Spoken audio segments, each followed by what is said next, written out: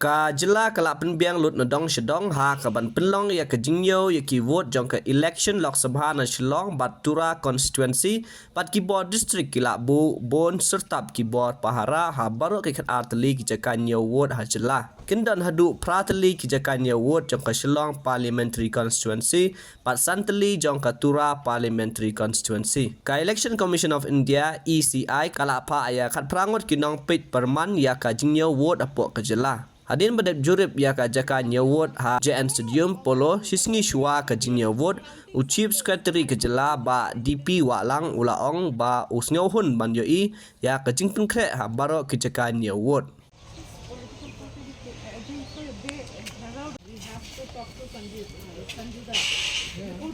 Are you happy with the arrangements, sir? Yes. So, what about security measures? All the needful security arrangement already been assessed by the concerned district authorities and subdivisional authorities, and needful arrangement already placed. Sir, how many companies of CAPF we have for the counting, sir? We are having sufficient number of the police personnel for the counting centers and to look after law and order and all the situations. The counting will start at 8 a.m. Yes. And when we will be able to know the results?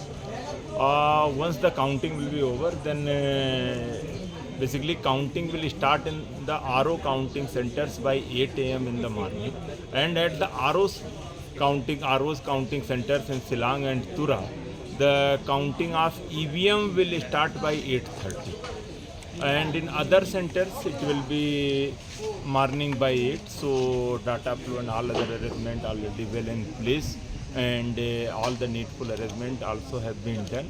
So we are hopeful very soon, once the counting process will be over, after following the due procedure, ROs will declare. So by 10? I can't predict. Already arranged here.